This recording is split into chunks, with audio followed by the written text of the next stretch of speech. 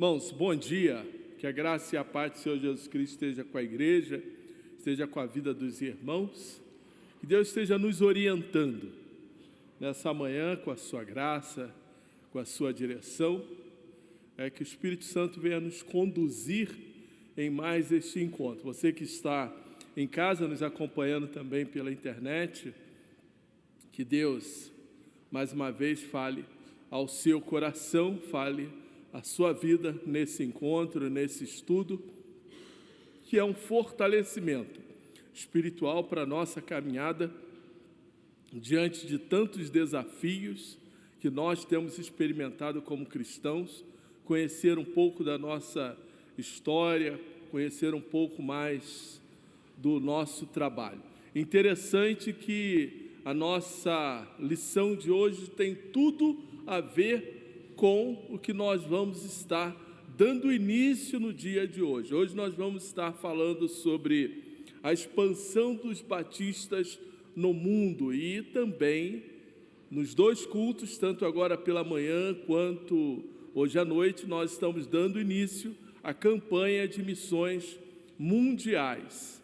A nossa lição de hoje pela manhã fala sobre William Carey. William Carey é o pai de missões modernas. Nós vamos falar um pouquinho da vida deste homem, que com o coração missionário, com o coração dedicado na obra do Senhor, foi aquele que Deus despertou para olhar as necessidades e as carências evangelísticas no mundo, para o nosso tempo, obviamente, porque na igreja primitiva nós temos o apóstolo Paulo, que olhou para os gentios e foi anunciar o evangelho, foi anunciar as boas novas aos gentios.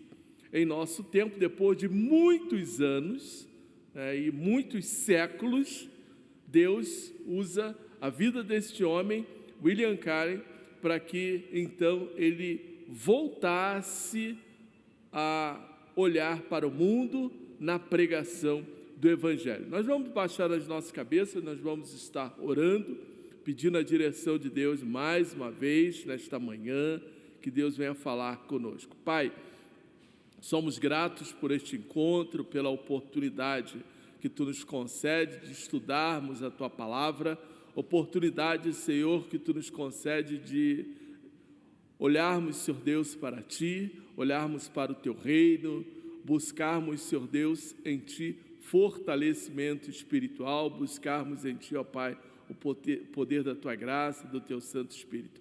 Fala conosco, ó Pai, perdoa os nossos pecados, perdoa as nossas faltas, desperta, ó Pai, o coração do Teu povo, desperta o coração da Tua igreja, em nome de Jesus. Amém. Irmãos, esta semana, olhando um pouquinho aí a história da igreja no mundo, Deus me despertou em algumas áreas, que hoje nós temos tanta dificuldade de encontrar. Pessoas que realmente elas estejam dispostas a servir ao Senhor, não olhando para si própria, mas olhando para o reino, olhando para as necessidades do reino, olhando para as carências das vidas que estão à nossa volta sem o Senhor. As nossas lições, e isso de alguma maneira eu tenho tentado encontrar alguns ganchos, porque nós ficamos apenas fazendo leituras históricas e não olhando para a Bíblia, se nós não tomarmos esse cuidado. Eu lembro de algumas passagens durante esta semana, lembrei de algumas passagens durante esta semana, quando os escritores bíblicos, por exemplo, nós temos lá no livro de Atos, o início da igreja primitiva, Atos capítulo 2, quando o povo, os apóstolos, os discípulos, pregavam ali em Jerusalém, dia após dia o Senhor ia acrescentando aqueles que iam sendo salvos, capítulo 2, até o versículo 47, olhamos para o apóstolo Paulo, a preocupação do apóstolo Paulo na expansão do reino de Deus. Paulo não estava somente focado nos seus valores judaicos. Paulo olhava para o mundo, olhava para os propósitos do Senhor. Paulo não ficou preocupado com a sua integridade física. Paulo não ficou preocupado com o seu conforto, com o seu bem-estar, com a sua zona de conforto. Paulo abandonou tudo para ir pregar o Evangelho, para anunciar o reino de Deus. Podemos entender que o apóstolo Paulo, dentro desse contexto de abandonar, de renúncia, podemos entender que o apóstolo Paulo, ele abandona até o seu próprio ego, né? Ele tem um desprendimento muito grande, entender que realmente Paulo era um homem, tanto, obviamente, né, chamado por Deus, mas Paulo, ele não renunciou o seu chamado para poder sair, anunciar e pregar a palavra do Senhor. Então, Paulo vai ao campo, Paulo sai do meio da sua parentela, como Abraão, e ele vai fazer aquilo que é a vontade de Deus. E em todo o tempo, o apóstolo Paulo, ele teve que passar por lutas, teve que passar por desafios, ele foi chicoteado, Paulo sofreu, conforme ele fala, carregou as marcas de Cristo em todo o seu ministério. Desde o início do seu chamado, ele foi afrontado pela própria igreja em questão, na época. Muitos desacreditaram de Paulo, ou não acreditaram que Paulo era um homem usado agora por Deus, e até mesmo pela religiosidade judaica, Paulo foi afrontado, até que então Paulo foi entregue aos seus algozes e também foi morto. Paulo foi decapitado, mas Paulo não deixou de cumprir o seu ministério. Olharmos para alguns desses homens, alguns dos missionários que nós tivemos no passado, irmãos, foram homens que eles enfrentaram de tudo para anunciar o reino de Deus. Eles não se acovardaram, eles não se amedrontaram. Nós olharmos o tema da nossa campanha de missões mundiais, agora para o ano 2021, a divisa, 2 Timóteo, capítulo 1, versículo, eu vou pregar hoje do versículo 1 ao versículo 12, você vai observar, você vai entender o desafio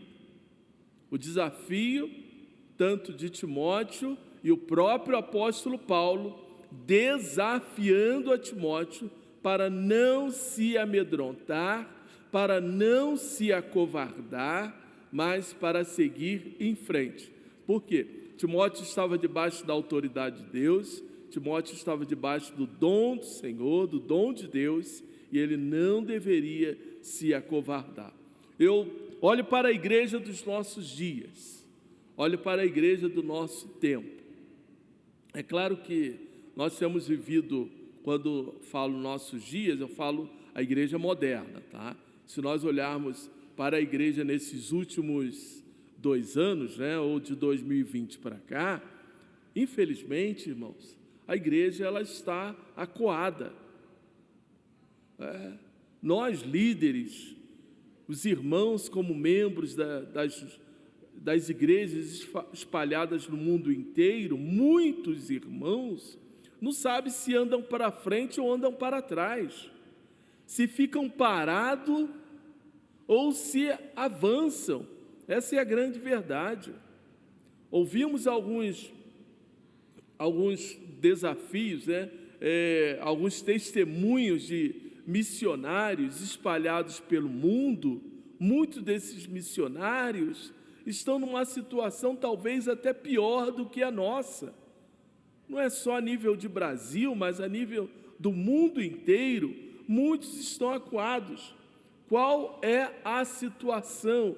ou alguns têm trabalhado em casa, outros trabalham com pequenos grupos via internet, outros se sentem mais ousados e eles conseguem reunir outros grupos, vão em algumas casas, mas ainda assim, irmãos, já estamos vivendo, e isso tem sido por um tempo muito maior do que no início pensávamos, mas estamos acuados.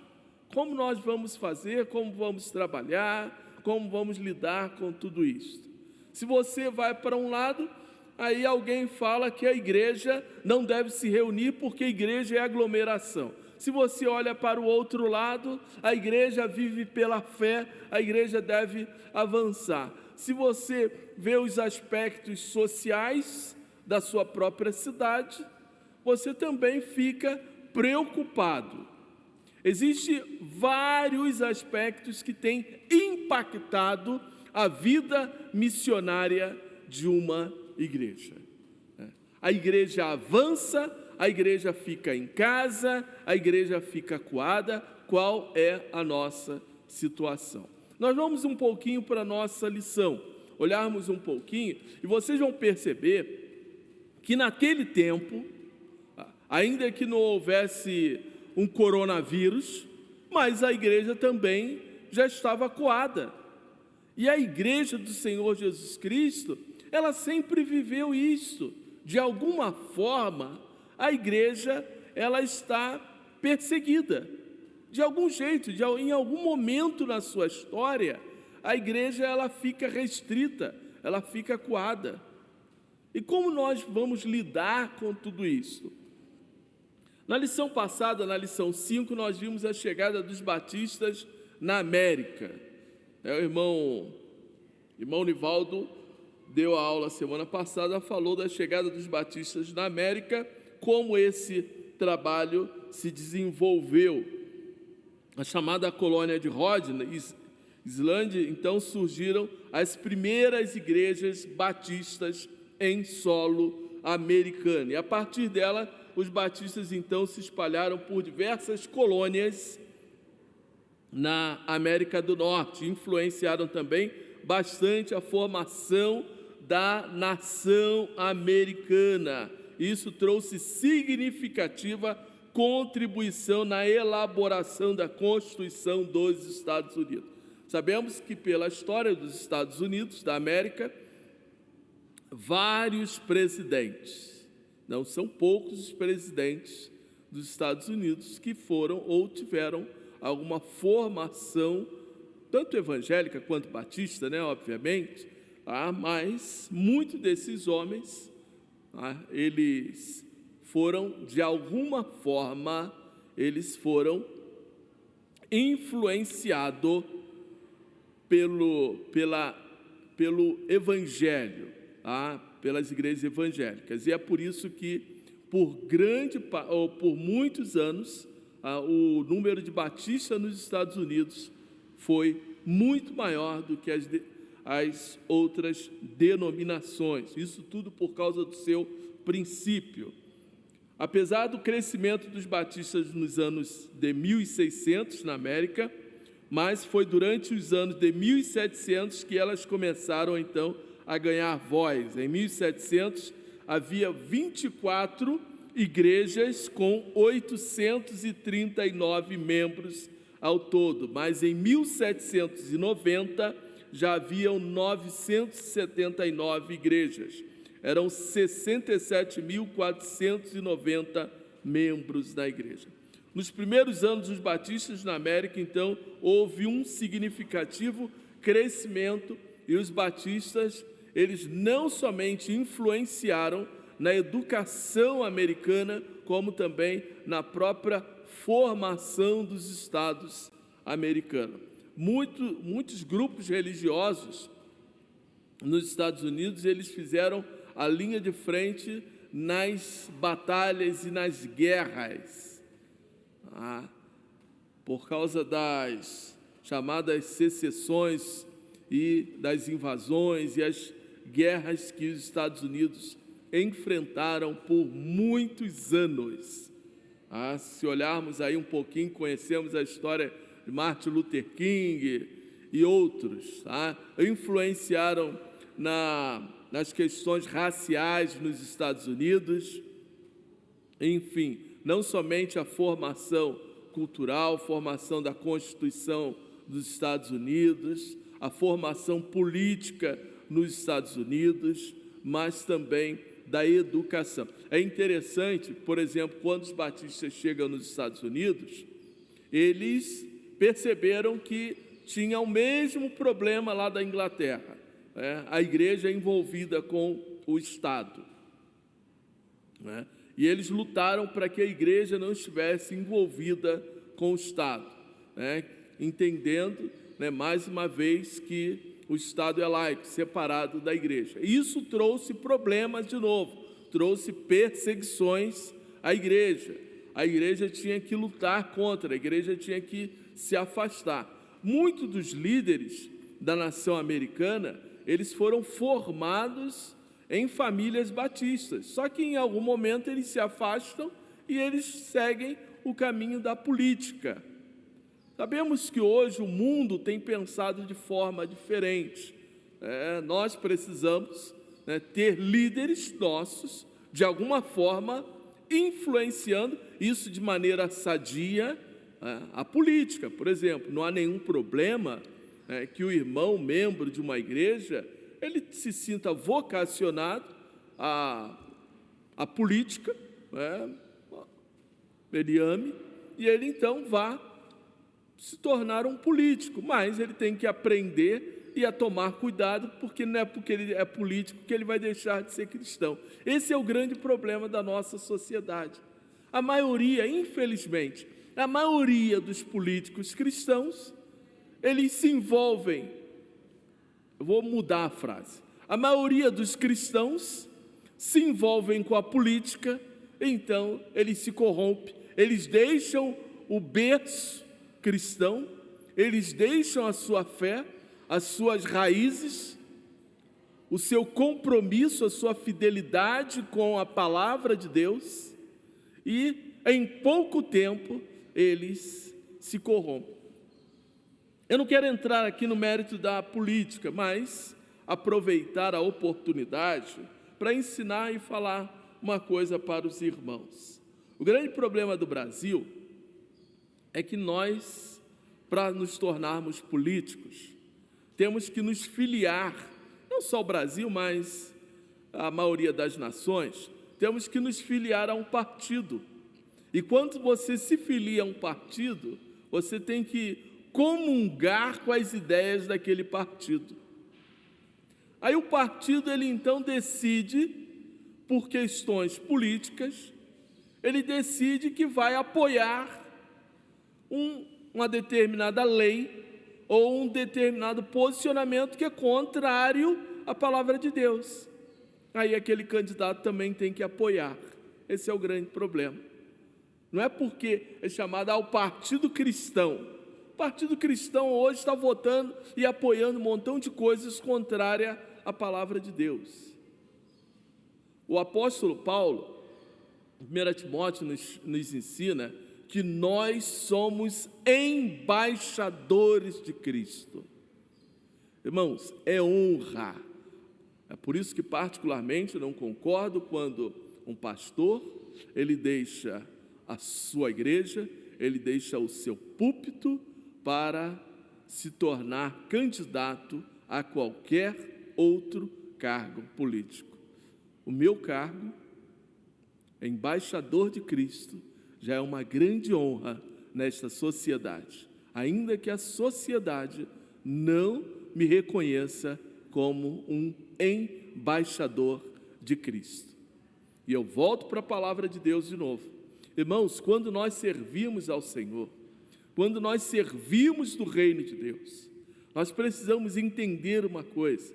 Olha, se eu estiver aqui, se eu estiver aqui atrás, se eu estiver dando aula, eu estou recebendo a maior honra que o Senhor nosso Deus pode dar a alguém. É claro que eu preciso fazer o melhor, eu preciso me esforçar, eu preciso me esmeirar, trabalhar com excelência naquilo que eu estou fazendo, porque não é para o homem, mas eu estou fazendo para o meu Deus. É para honrar, é para glorificar o meu Senhor, o meu Deus. E um dos grandes problemas que nós enfrentamos como cristãos é porque a gente parece que quer fazer para as pessoas. Nós queremos agradar o coração de pessoas, esse é o grande problema. Aí não há um esforço, ou às vezes existe o ego quando se esforça demais, né? A pessoa quer aplausos, ele quer tapinha nas costas. Esse é o grande problema que a nossa sociedade enfrenta.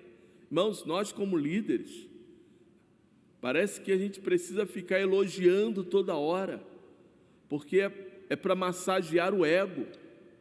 Esse é o grande problema que nós enfrentamos. Eu quero te falar, eu estou fazendo aqui todo esse preâmbulo para te dizer o seguinte: missionário trabalha no escuro. Missionário, ele recebe glória do Senhor. Muitas das vezes o missionário não está à frente de um púlpito. Eu conheci pastores que eles são excelentes plantadores de igreja, mas eles não são pastores de igreja, porque Deus os capacitou para evangelização, anunciar o reino de Deus. Ele traz as pessoas, batiza de algum tempo, eles depois têm que seguir em frente. Porque a continuidade, a capacitação, às vezes até mesmo a edificação daquela igreja fica para um outro pastor. É por isso que quando você lê em Efésios capítulo 4, na lista de dons que o apóstolo Paulo fala, Paulo vai colocar uns para pastores, outros para mestres, outros para evangelistas, e assim Paulo vai descrevendo, porque tem pastor que não é mestre, tem pastor que não, ele apenas tem o título, mas ele não pastoreia. Pastorear é cuidar. Tem pastor que não é um bom evangelista, ele prega o evangelho, mas ele não é um bom evangelista. O que nós aprendemos diante de tudo isso é que, antes de tudo, Deus nos chamou para anunciarmos o reino de Deus, para fazermos aquilo que é a vontade do Senhor, anunciarmos o reino de Deus. Antes de tudo, ainda que eu não tenha um título de missionário, Deus nos enviou para anunciarmos as boas novas do Evangelho. Então, antes de tudo, que eu não esteja saindo daqui da nossa cidade, você da cidade onde você estiver, para fazer a obra, você pode fazer a obra do Senhor onde você está. Ainda que você não saia da sua casa, ainda que você não saia do seu trabalho, mas você pode fazer a obra do Senhor.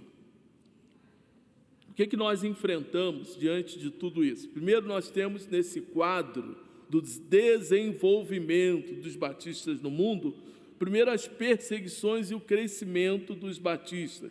As perseguições contra os batistas se intensificam na América, principalmente devido à pregação contra o batismo infantil e sobre a imersão como forma bíblica do batismo cristão. Nós vamos voltar à nossa mente, lembrar que os nossos colonizadores americanos eram ingleses. Se eram ingleses, era a igreja anglicana que tinha ainda o seu ranço na igreja romana. E uma vez que a igreja anglicana tinha o seu ranço na igreja romana, lições anteriores vimos que os próprios puritanos, eles se afastam da igreja anglicana, os separatistas se afastaram da igreja anglicana porque eles eram contra alguns princípios que a igreja ainda estava vivendo. Um dos princípios era o batismo de crianças e também o batismo que não era por imersão. Estavam entendendo, compreendendo que o batismo deveria ser por imersão. Vamos lembrar também que os próprios reformadores, eles continuaram com esta prática.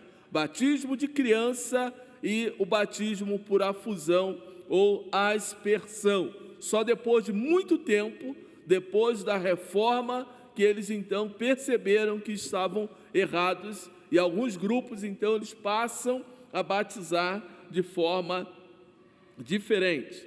Então seguimos a luta e a perseguição continua. Os batistas que chegaram na América, eles continuaram a enfrentar esses desafios, enfrentar essas lutas. Aqueles cristãos vindo da igreja anglicana que estavam na América, eles também tinham o mesmo posicionamento contrário. Eles não concordavam e passaram então a perseguir. Por isso que nós vamos observar que muitos deles começaram a fundar colônias, e eram colônias fechadas, colônias que eles não permitiam que outros entrassem. Depois de um tempo eles passam então a evangelizar também, mas no primeiro momento se tornaram colônias fechadas, esses que chegaram lá como os puritanos.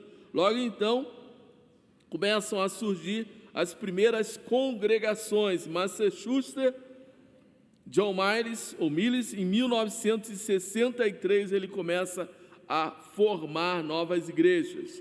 Em Boston, Thomas Good fundou uma igreja em sua própria casa. Ali muitos batistas foram presos e tiveram que pagar pesadas multas, mas a igreja continuou a crescer. Deixa eu pegar aqui um trecho aqui, que o autor vai citar. É na Filadélfia, por exemplo, uma cidade fundada pelos Quakers, que na verdade depois o nome aí tem um significado de Quaker. Nós vamos lembrar desse nome na nossa, pelo menos na nossa infância, tem muito a ver, tá? Mas os batistas sofreram dura perseguição, mas ali em 1688 foi organizada uma igreja que se tornou o núcleo mais forte, dando origem em 1707 à primeira Associação Batista Norte-Americana. Mais tarde, em 1776, com a Guerra da Independência dos Estados Unidos, é promulgada naquele país o que impulsionou os revolucionários a voltarem. Em 1781, a famosa Constituição, que permanece até hoje como a lei magna do país. A primeira emenda foi feita à Constituição, foi chamada de Bill of Rights, a Lei dos Direitos. Nela estão presentes os principais batistas da separação entre igreja e Estado e a liberdade religiosa. Os historiadores reconhecem a grande influência dos batistas desde o princípio da Constituição americana. Os pioneiros batistas enfrentaram até mesmo prisões, como no caso de Paulo e Silas no livro de Atos. Aí destacamos então o nosso missionário William Carey, o pai das missões modernas. Por que o pai das missões modernas? É a característica que até hoje nós temos como missionário. O missionário não parte do nada. A nossa característica de missionário batista, tá? Eu não simplesmente estou lá sentado na igreja e falo assim, eu vou me tornar missionário.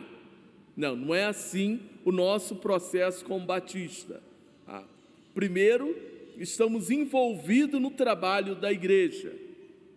A igreja, então, percebe o nosso dom na área missionária. É a igreja que nos reconhece como missionário. É a igreja que nos envia para o campo missionário.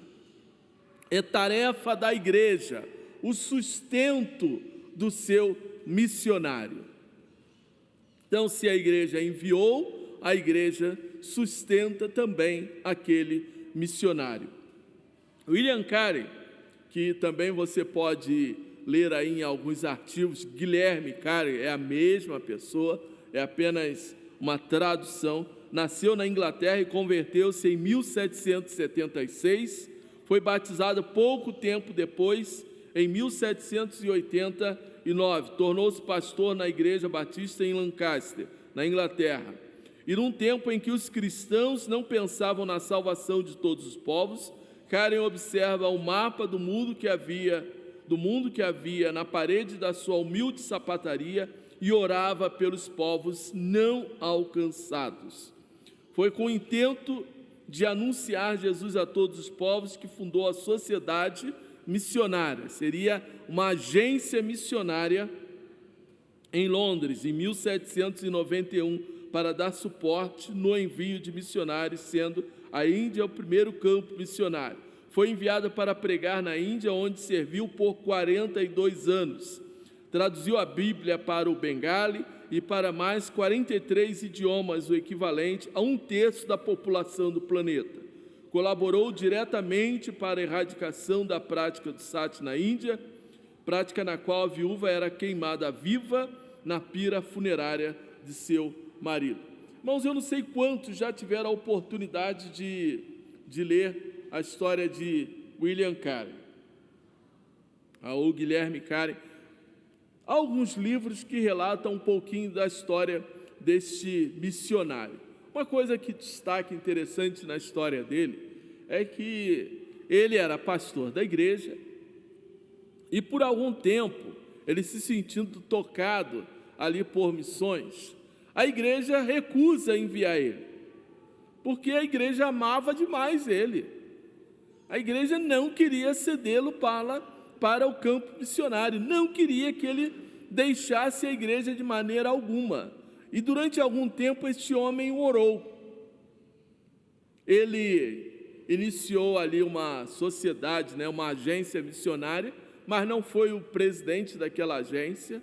E ele começou então a lutar que aquela agência o enviasse para o campo que o sustentasse. Havia uma outra luta que ele tinha que vencer também, era a sua esposa.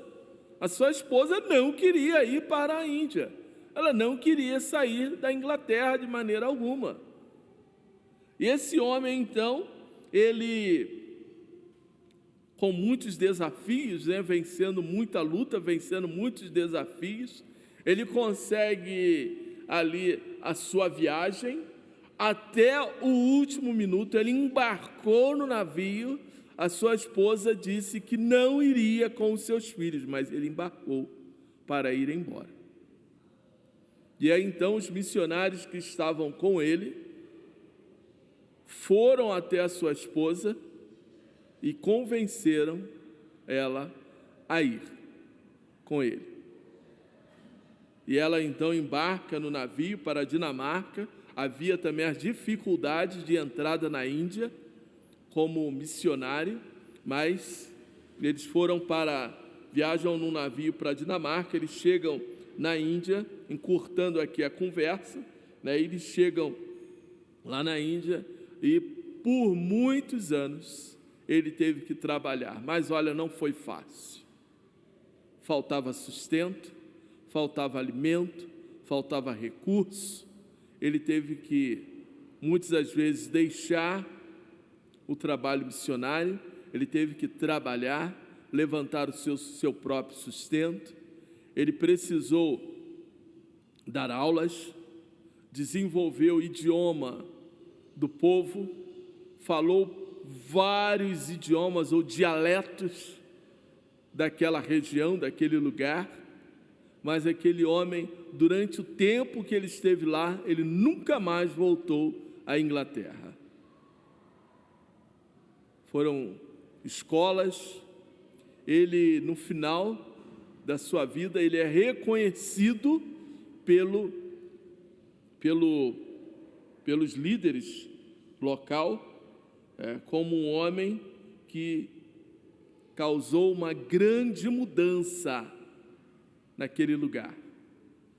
Isso foi a dedicação de William Carey, um homem que se dedicou, se esmerou a um texto que ele pregou, Isaías 54, versículos 2 a 3, amplia o lugar da sua tenda e as cortinas das suas habitações se estendam. Não empeçais, alonga as tuas cordas e firma bem as tuas estacas, porque transbordarás a mão direita e a esquerda, e a tua posteridade possuirá as nações e fará que sejam habitadas as cidades assoladas. Esse foi o texto que estava no coração de William Carey para fazer missões. Aquele homem, ele discursava sobre a importância de esperar grandes coisas de Deus, mas que havia necessidade de tentar grandes coisas para Deus. Esse era o slogan, era o discurso de William Carey. Não só esperarmos grandes coisas de Deus, mas é necessário fazermos grandes coisas para Deus. É nós olharmos para o apóstolo Paulo. Paulo, quando orava, ele sabia que para alcançar os resultados, ele também precisava se desafiar a fazer coisas grandes para Deus. Não é só simplesmente nós dobrarmos o nosso joelho e orarmos e acharmos que vamos alcançar os méritos que o Senhor tem para a nossa vida, sem nós fazermos aquilo que devemos para o Senhor nosso Deus. Precisamos nos esforçar, precisamos nos esmerar, precisamos renunciar. E o que me impactou lendo a história de William Carey foi justamente nós entendermos que, às vezes, não que eu estou falando para alguém deixar sua esposa, deixar sua casa, se a sua esposa não quiser o acompanhar, não é isso, tá? Mas, às vezes, nós precisamos nos desafiar na obra do Senhor e orarmos, porque, às vezes, aquele que está ao nosso lado nos atrapalha. O que nós precisamos fazer? O que nós precisamos aprender, e isso eu já compartilhei em outras situações com pessoas que tinham uma vocação missionária, ou talvez até mesmo pastoral, e a pessoa, o seu cônjuge não tinha a mesma vocação, ore pela vida dele, o seu cônjuge, dele ou dela, ore pela vida dele, do seu cônjuge, porque às vezes, irmãos, se Deus está tocando, nós ficamos muito com aquele discurso, se Deus me chamou, Ele vai chamar minha esposa também, só que você tem que entender que você já está numa outra situação. Às vezes você está entendendo o plano de Deus também de forma errada. Então, por isso que precisamos orar. Quando eu ainda era seminarista, que eu conheci a minha amada e querida esposa, já que está na internet, meu amor, ainda te amo, tá? Não esqueça não, hein? E, sei, está aqui embaixo, está dando aula. E o que aconteceu foi, quando eu a conheci, a primeira coisa que nós conversamos, antes de iniciarmos a namorar, eu sou seminarista, eu tenho um chamado para o ministério pastoral. Antes de começarmos a namorar, estávamos apenas conversando. Mas e se não fosse assim? Que Deus o abençoe a sua vida, eu seguirei em frente. Para que eu vou ficar lutando? A pessoa não tem um chamado, não tem um coração na obra. E olha que nós estávamos no contexto de Rio de Janeiro. Aí, quando então já estávamos namorando, alguns anos depois, eu fui e recebi o convite, não só para o Rio de Janeiro, para sair do Rio de Janeiro e vir para Minas Gerais. E aí? Aí eu conversei de novo com ela, olha, estou com um convite para deixar o Rio de Janeiro. Está disposta? Vamos orar. Aí viemos conhecer aqui a cidade. Irmãos, o que nós aprendemos é que o ministério, a obra, é do Senhor. Eu apenas tenho que estar disposto a fazer a vontade de Deus, a vontade do Senhor, e não a minha vontade. William Carey é conhecido ou chamado pai de missões modernas pelo seu desafio de deixar a sua terra para ir para um lugar novo para anunciar o reino de Deus. É claro que hoje a formação do missionário, ela tem todo um aparato, uma capacitação, uma visão, um tempo diferente. Às vezes o missionário, ele sai, ele vai primeiro conhecer o país, ele vai se aculturar com o país, ele não enfrenta os mesmos desafios do passado. Ele vai aprender o idioma, às vezes ele aprende, tem a facilidade de aprender o idioma na sua própria região. É claro que depois ele vai sofrer com as questões de dialeto.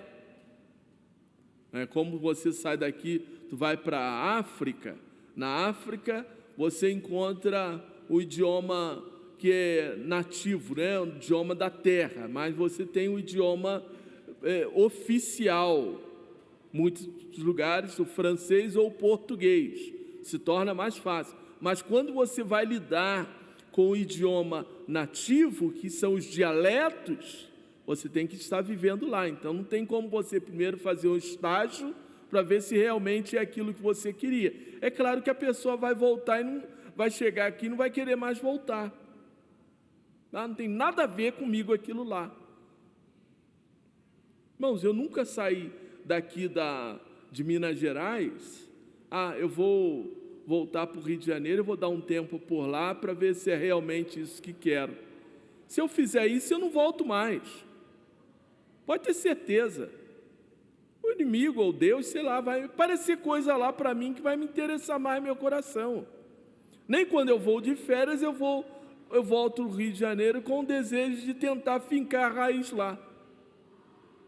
Porque não é esse o propósito. Antes de tudo, fazendo a vontade do Senhor aonde eu estiver. É isso que precisamos entender. Tem um outro destaque de William sobre a sua obra. Ele teve uma biblioteca queimada. Ele faz uma menção bem interessante. A perda é pesada, mas assim como viajar por uma estrada pela segunda vez é geralmente mais fácil e mais seguro que na primeira, estou certo que a obra nada perderá, nada de real valor. Não estamos desanimados, uma vez que a obra já está iniciada em todos os idiomas. Estamos abatidos, não desesperados.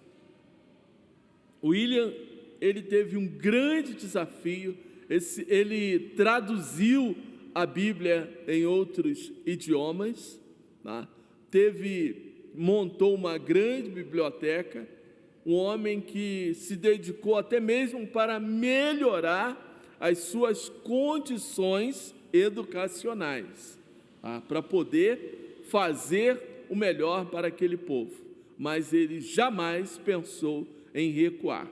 Foram 42 anos que ele não olhou para trás, porque talvez se um dia ele pensasse, vou voltar para a Inglaterra para rever os meus parentes, dificilmente ele voltaria para a Índia. Irmãos, lembra do texto? Aquele que põe a mão no arado não pode mais olhar para trás? É por isso que é difícil colocar a mão no arado, porque nós, todo o tempo, estamos olhando para trás, estamos contabilizando perda. Quantos deixam de tomar uma decisão por Cristo Jesus, porque eles ficam contabilizando aquilo que eles vão perder ou aquilo que eles vão deixar de fazer. Eles vão deixar de desfrutar do gozo desta vida. Isso é que é o grande problema. William Carey tinha uma máxima que era a seguinte: se você espera grandes coisas de Deus, então faça grandes coisas. Seguindo em frente, aí nós então entramos com um outro casal de missionários, que é bem interessante esses dois, para encontrarmos um pouco mais sobre a vida desses dois missionários, precisamos ir a outros livros, mas eles eram congregacionais. Então tinha a igreja congregacional naquela época, ela ainda estava bem formatada, a visão reformada, né, dos reformadores, muita coisa ainda não havia mudado na igreja congregacional. É Adoniram e Anna Judson. Eles eram americanos, então pertenciam à igreja congregacional, foram enviados à Índia em 1812 com missionários congregacionais. Como sabiam que iriam encontrar-se com o missionário batista William Carey, em Calcutá, então eles estudaram sobre o batismo por imersão para refutarem o missionário. E eles estudaram tanto que aí eles se convertem ao batismo por imersão. Eles também, por muitos anos, eles ficaram ali ao lado de William Carey, trabalhando juntos. Eles foram então convencidos que a prática do batismo por imersão era a prática correta sobre batismo. Irmãos, deixa eu voltar aqui para lembrar aos irmãos, talvez você esteja conosco hoje pela primeira vez. A questão do batismo ela é muito séria na nossa vida, na igreja. A questão não é a forma do batismo. É claro que houve momentos na história do cristianismo que se adotou e praticava esse modelo de batismo. Mas o importante, ao a pessoa ser batizada, era a sua fé, aquilo que a pessoa cria. Hoje nós estamos vivendo um tempo diferenciado.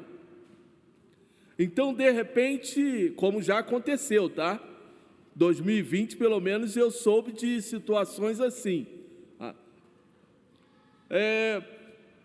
Pessoas que foram batizadas virtualmente, sem a presença do pastor ali. O pastor apenas de um lado e a pessoa no outro, e foi batizada. Por quê? A questão é a fé da pessoa. Então, se o futuro nosso aí estivermos impedidos de nos reunir, todas as igrejas serem lacradas. Olha, as igrejas, nenhuma igreja vai poder mais se abrir para evitar as chamadas aglomerações. Aí pronto, as pessoas vão só conseguir assistir os cultos. No início vai ser como foi em 2020, era uma meia dúzia de 5, 6, 7 se reunindo, acompanhando as igrejas, acompanhando as mensagens online. Aí até que depois as igrejas voltaram, algumas igrejas conseguiram mais acesso, outras igrejas menores menos acesso. Existe uma questão de cidade, acesso à internet, facilidade, questões sociais, econômicas, enfim. Mas aí a igreja lacrada, mas as pessoas que estão assistindo, elas querem tomar uma decisão por Jesus, elas querem ser batizadas, e aí? Então nós temos que esperar que a igreja reabra. Mas quanto tempo a igreja vai ficar fechada? Mas a pessoa deseja se batizar ali. E aí? Qual a dificuldade? É isso que nós precisamos entender. Então, a forma, se nós temos a oportunidade de fazermos, se nós temos as condições de fazermos, ministremos da maneira correta, como nós entendemos que é bíblico. Agora, se não há essa possibilidade, mas a pessoa tem a sua fé em Cristo Jesus, que assim prossiga. Irmãos, nós não estamos fechados dentro de uma caixinha. Essa é a expressão ser quadrado, ou enquadrado. Nós não estamos fechados dentro de uma caixinha que você não pode sair para lado algum, tá? Mas se há possibilidade de criarmos algo novo, que assim façamos. Já conversamos um pouco sobre isso em outra ocasião, mas houve por muitos anos essa discussão do batismo se deveria ser por imersão, aspersão ou afusão. Isso é uma briga aí que vai se estender ainda por muitos anos. Há igrejas evangélicas sérias que entendem que a questão por afusão, aspersão, não há nenhum problema. Outras igrejas mantêm a prática, mas por aí caminham. No entanto, então, acabaram se convencendo de que a imersão era a forma correta de batismo. Ao chegar à Índia, foram batizados pelo pastor William Ward e passaram então a cooperar com a missão batista e foram enviados para Birmânia. Birmânia é esse país que há pouco tempo foi bastante falado aí nas mídias sociais. Myanmar, viveram ali por 40 anos, tá? E ali eles também ajudaram na tradução da Bíblia. Adoniram morreu. Quando Adoniram morreu, as igrejas batistas do país tinham 7.000 membros e 100 pastores. Adoniram Judson se tornou o primeiro missionário evangélico enviado da América do Norte a pregar na Birmânia. Sua missão e trabalho levaram à formação da primeira associação batista na América, de apoio a missionários.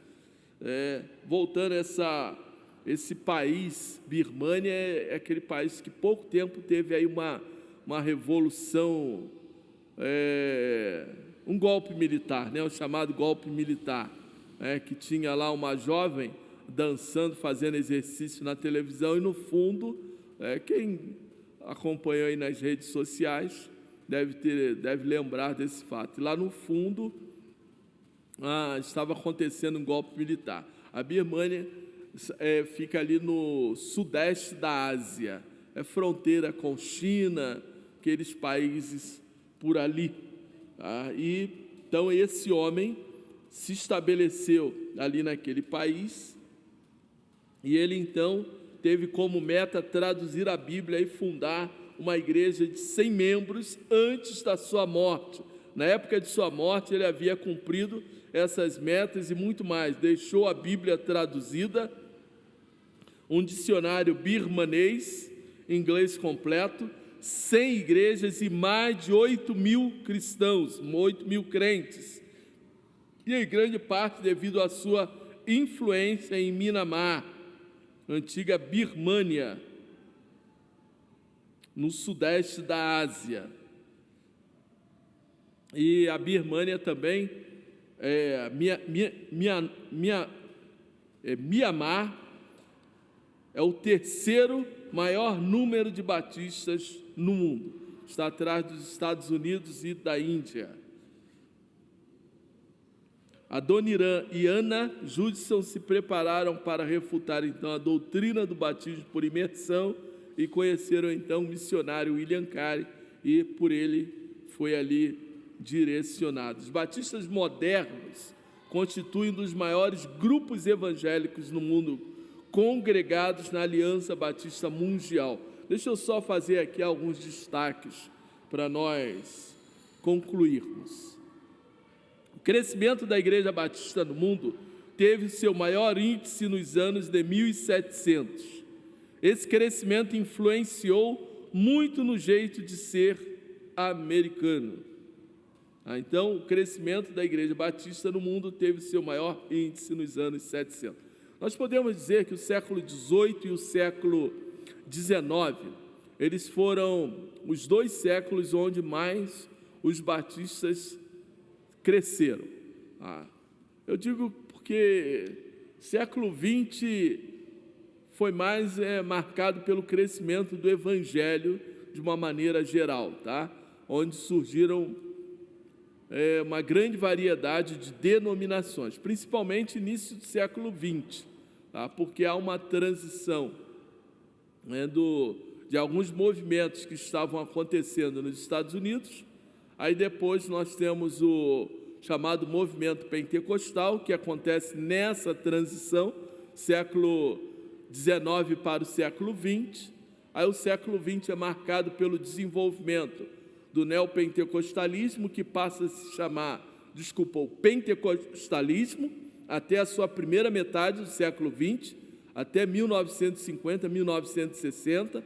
A partir daí nós temos o movimento neopentecostalismo, que é esse novo modelo. Hoje nós podemos dizer que vivemos uma era de uma igreja pós-moderna. A igreja hoje ela não tem mais, igreja evangélica, ela não tem mais uma característica extremamente bíblica, perdeu as suas tradições, perdeu as suas raízes, perdeu as suas origens, e é por isso que você vê uma denominação X, denominação, pega aqui o nome, a denominação batista, aí tu chega aqui, tu conhece aqui a igreja local, aí você sai daqui, vai, ainda que a igreja pertença à Convenção Batista Brasileira, ainda que a igreja pertença à Convenção Batista Mineira, sai daqui, vai para uma outra cidade, a igreja tem uma característica, uma liturgia completamente diferente, ou com grandes variações. Por quê? Na verdade, essa é a característica da igreja pós-moderna. Ela está perdendo as suas origens, ela está perdendo o seu cerne, ela está perdendo a sua história, está perdendo as suas metas, está perdendo os seus objetivos e não sabe mais para onde vai. Por isso que é tão importante nós olharmos para a nossa história, para sabermos quem nós somos, onde nós estamos e para onde nós vamos. É tão importante isso. Parece que não, mas olha, pode ter certeza, tá? Porque precisamos, como igreja, retornarmos à palavra de Deus, retornarmos às nossas convicções. Aí, olharmos para o tempo de missões tem sido ainda um grande desafio. Não só os Estados Unidos, que foi a nação nos primeiros séculos aí da igreja, após a Reforma Protestante, que teve uma visão missionária, mas hoje o Brasil é um dos grandes celeiros missionários do mundo, ainda que o Brasil não tenha os recursos necessários, uma vez que falarmos em missões estrangeiras, é nós falarmos em dólar. E aí, então, o Brasil não tem os recursos. Quando nós pegamos a nossa oferta missionária, que seja ela de R$10, para enviarmos lá para fora, os nossos R$10 vira $2, talvez, não sei quanto aí está o dólar, 4 e alguma coisa, é isso? Já passou da casa dos 5? Aí, ó, não chega a $2. Então, a nossa moeda está desvalorizada. Se você pensar em Venezuela ou outros países da América do Sul, pior ainda. Então, irmãos, o que nós precisamos fazer? Precisamos entender o tempo que nós estamos vivendo e por que nós, como batistas, falamos tanto em fazer missões, é anunciarmos o reino de Deus. Entendermos que o tempo tem sido desafiador para as nossas igrejas. Tem sido um tempo desafiador para vivermos uma nova geração, para vivermos uma nova história. Irmãos, que Deus nos abençoe e que Deus fale aos nossos corações. Eu vou pedir um minutinho para o pessoal do Ministério de Música para sentar aqui um minutinho. Nós vamos estar encerrando porque só aguardar aqui alguns minutinhos, tá? Para que os irmãos possam prosseguir, tá bom? Irmãos, que Deus abençoe a todos em nome de Jesus. Amém.